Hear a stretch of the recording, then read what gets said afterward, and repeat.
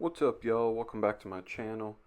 Today we're going to go over my process for this cover. This is for Toilet Paper Trash issue 1. Alright, y'all, so when I'm thinking about doing a cover, I think bare bones first. Big, simple shapes. And if you can see at the top left, there's a little thumbnail, and it started as a pyramid or triangle, I guess you could say, a triangle shape and a circle. And I wanted to make this cover feel strong but emotional, right? Emotion is a big point in issue 1 of Toilet Paper Trash, and I just wanted to make sure that was evident in the cover, right? I wanted it to be exciting. See some of the characters kind of strong, kind of creepy looking. I wanted to have all these different elements, and that's why you always do little thumbnail sketches, so you can think the big picture first in like simple shapes, right? And you'll figure out the rest along the way. So you see I just erased everything. This is actually like a trick I learned from David Finch. Basically get your rough pencils however you need, right? Get it to where you think you're ready to start inking, and then lightly with a kneaded eraser erase it all, and then go back with your pencil and treat your pencil kind of like a fine liner. You can also throw in shadows if you want, kind of plan that out as well. But basically you're trying to get the game plan for inking simple, right?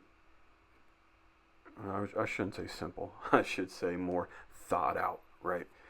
Get the final lines there. That way it's easier when you're inking, right?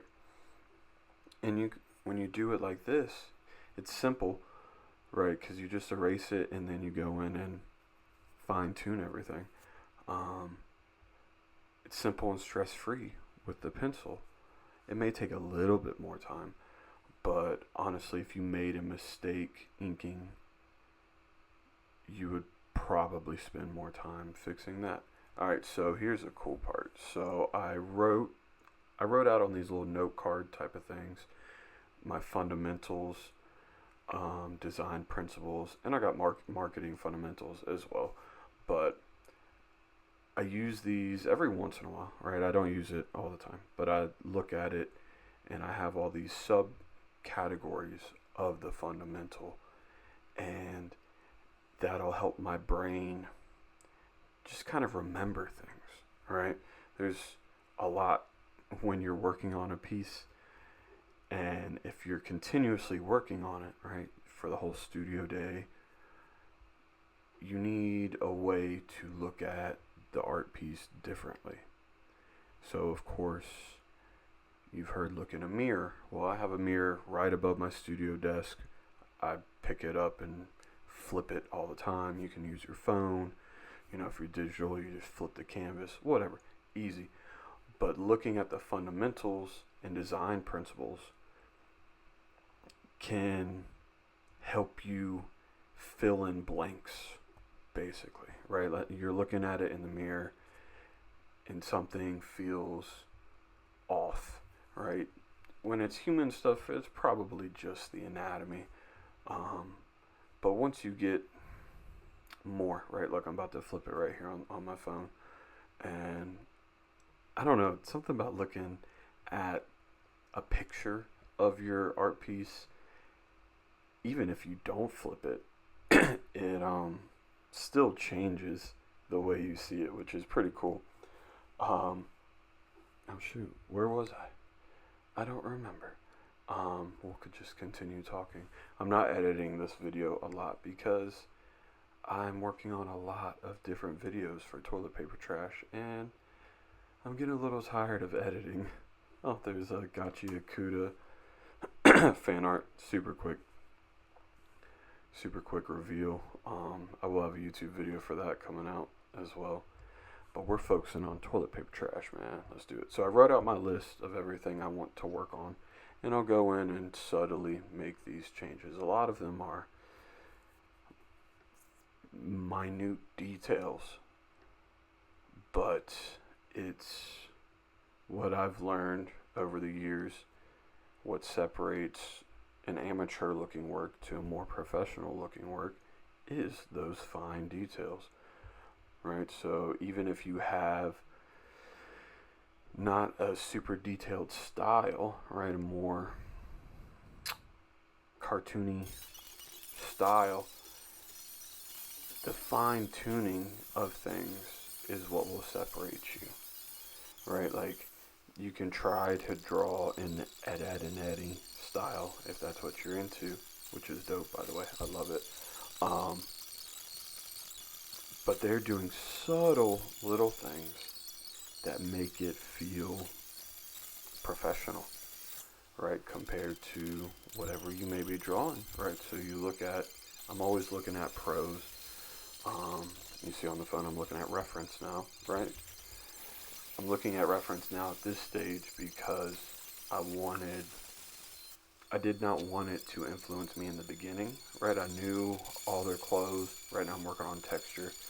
So I knew what their like standard clothes are for each character, but I wanted to bring some stronger texture in for all of them. So I looked at reference for it. But again, back to the pros, right? So if something feels off in your work, you know, look at people who have been published, who work in a studio, who are professionals, who make money doing this. Look at how they do it, right? It does suck comparing yourself to the pro because you're like, God, they're so good. But if you look at somebody at your same level, you may learn something, but you can learn much more from a pro, right? You hear it phrased as this, master copies, right? Now, is every professional that is making money a master? No. You know, a master is a very selective branch, but the same idea applies to professionals, right? Looking at somebody who makes a living from art and trying to understand how they think and try to apply that to your own work does make a difference. Right now, you should look at more than just one. You don't want to be an exact copy of somebody. But that's just how you're going to get better, right? That's how I've got better. Compared to a year ago, I have gotten amazingly better compared to what I was doing a year ago. And I'm very happy, right? I'm making solid stuff and I'm very pleased about it. We are about to come up on something unfortunate though. First thing I'll point out, I have no idea what this light flickering stuff is. The light, maybe it's because I sped it up so much. I have no idea, but it looks, it's like pulsing a little bit. It was very weird. But the main depressing thing is I accidentally deleted the rest of the inking. So we're going to see his ink Adam right here, the main character. And that's it. Like I said, I'm recording a lot of videos for Toilet Paper Trash. And I thought I moved them all to my computer from my SD card. I did not. I cried for a brief moment. But stuff happens. But here's the final of the ink, right? I scanned it in. I'm very happy with the ink. It's really cool.